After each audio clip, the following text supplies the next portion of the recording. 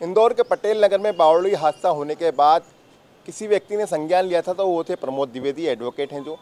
उनके संज्ञान लेने के बाद हाईकोर्ट ने कोई निर्देश दिए हैं और आज वे तमाम बावड़ियों का दौरा कर रहे हैं। इंदौर में ऐसी तमाम बावड़ियाँ थीं जहाँ से पानी सप्लाई किया जाता था, लेकिन नगर निगम की लापरवाही के चलते उन बावड़ियों को इस तरह से ढक दिया गया है। मैं बता रहा हूँ, ये मल्हारगंज की बावड़ी है, लाल अस्पताल की बावड़ी कहा जाता रहा है इसको, और ये भी बताया जाता है कि तात्या की बावड़ी हुआ करती थी। हमारे साथ चर्चा करने के लिए इस वक्त मौजूद है प्रमोद द्विवेदी जी। क्या ऑर्डर हुए हैं न्यायालय से, हम उनसे पूछते हैं, उनसे जानकारी लेते हैं कि क्या है पूरा मामला। प्रमोद जी, आज आप तमाम बावड़ियों का दौरा कर रहे हैं, उच्च न्यायालय ने क्या निर्देश दिए हैं, क्या आपने प्रकरण दर्ज कराया था, किस तरह पर न्यायालय ने इसको संज्ञान में लिया और क्या आदेश दिए? बावड़ी में जो 36 लोगों की मृत्यु हुई, बावड़ी हादसा सभी को पता है। हम 2 लोगों ने याचिका लगाई थी। 9 जनवरी 2024 में याचिका की आखिरी सुनवाई करते हुए आदेश सुरक्षित रख लिया गया था। उस आदेश को जब बाद में पारित किया गया तो उसमें 2 बिंदु बताए। मजिस्ट्रेट की जांच में जो दोषी अधिकारी हैं उनके खिलाफ प्रकरण दर्ज किया जाए, गिरफ्तार किया जाए, कार्रवाई की जाए, वो एक अलग विषय।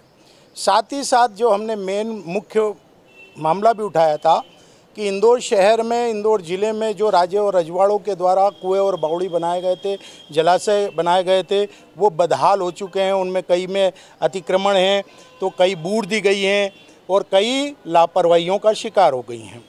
हाईकोर्ट ने यह कहा था कि राज्य और रजवाड़े के द्वारा जो ये जलाशय बनाए गए थे, ये ऐतिहासिक धरोहर हैं, जल संवर्धन के काम आ सकती है, आम जनता के काम आ सकती है। इसके लिए आम आदमियों का सहयोग लिया जाए, जन भागीदारी की जाए, नगर निगम अतिक्रमण हटाए, नगर निगम इनका पुनर्निर्माण करे, पुनर्जीर्णोद्धार करे और इसका रखरखाव करे।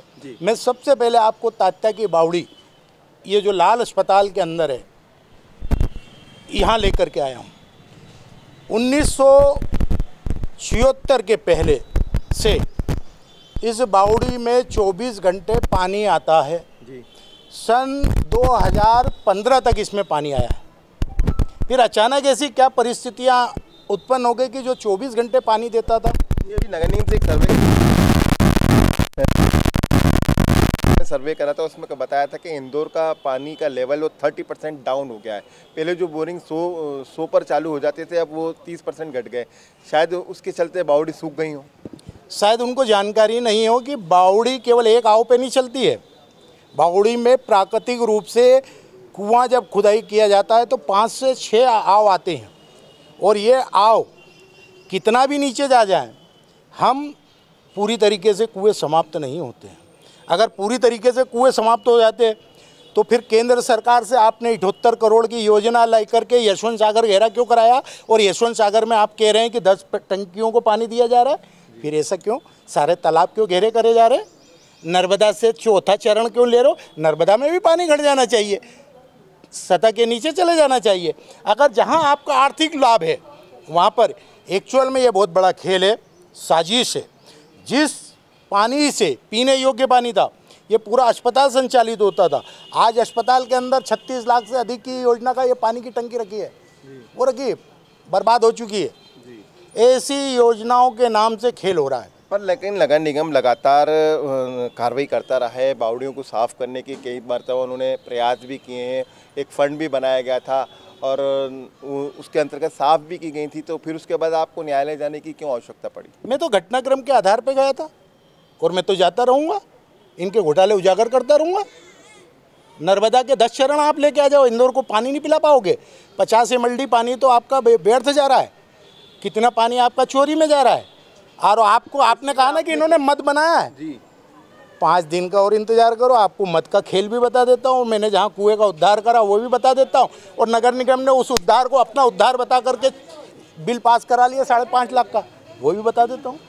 तो ऐसी कितनी बावड़ी आपने चिन्हित की हैं? ये कोर्ट ने कहा है, आपको निर्देशित किया है, ये नगर निगम को किया है, जिला प्रशासन को किया है, या महापौर परिषद को, या पूरी परिषद को निर्देशित किया है? आम नागरिक, ये नहीं कहा है कि आप बनाएं, आम नागरिक का सहयोग भी ले सकते हैं।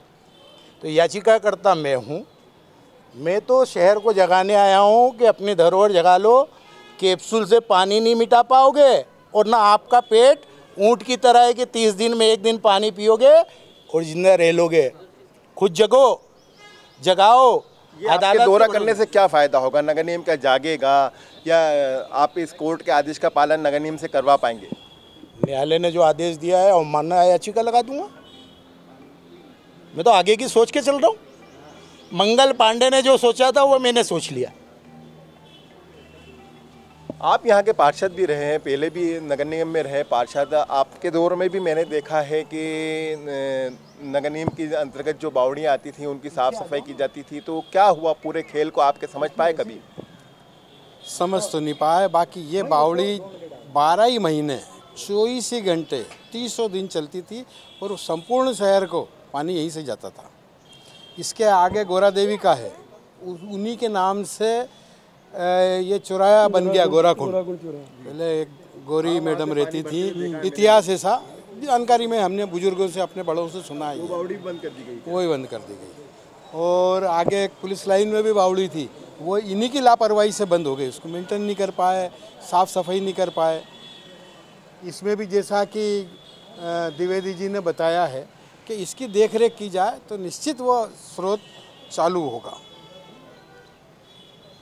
देखिए ऐसी बहुत सारी बावड़ियाँ थी जिससे इंदौर शहर पानी पीता था। यशवंत सागर अपनी जगह है, एक बड़ा तालाब हुआ करता था और है अभी भी। सिरपुर है जहाँ से पानी शहरवासियों को राजा रजवाड़ों के दौरान के शासन के दौरान उन्हें पानी सप्लाई किया जाता। इस तरह की कई सारी बावड़ियाँ हैं जो पुराने लोग हैं उन्हें याद भी है कि गोराकुंड चौराहे पर भी एक बड़ी बावड़ी हुआ करती है जहाँ से पानी लोग ले जाते थे। ऐसे ही ये लाल अस्पताल की बावड़ी जिसे तातिया की बावड़ी कहा जाता है, इसकी सफाई के लिए भी आज प्रमोद द्विवेदी जो एडवोकेट हैं वो मैदान में आए हैं, क्योंकि उन्होंने याचिका दायर की थी। उच्च न्यायालय के निर्देश मिलने के बाद वे जगह जगह जा रहे हैं, उन बावड़ियों को का जीर्णोद्धार करने की कोशिश में लगे हैं और वो जनता का सहयोग भी चाहते हैं। उन्होंने कहा कि यदि नगर निगम या जिम्मेदार अधिकारी या जिम्मेदार विभाग इस तरफ ध्यान नहीं देता है तो ये कोर्ट की अवमानना होगी, और यदि अवमानना होती है तो कोर्ट की शरण में दोबारा जाएंगे और इन सब के खिलाफ कार्रवाई करवाएंगे। देखना होगा आने वाले समय में नगर निगम कितना जागता है बावड़ी को लेकर, क्योंकि इंदौर का जो जल स्तर है लगातार गिर रहा है और यदि समय रहते पुराने जल स्रोतों को वापस शुरू नहीं किया गया तो इंदौर आने वाले समय में जल संकट से और ख़तरनाक तरीके से जूझेगा। कैमरा पर्सन विशाल के साथ अरशद खान, मृदुभाषी, इंदौर।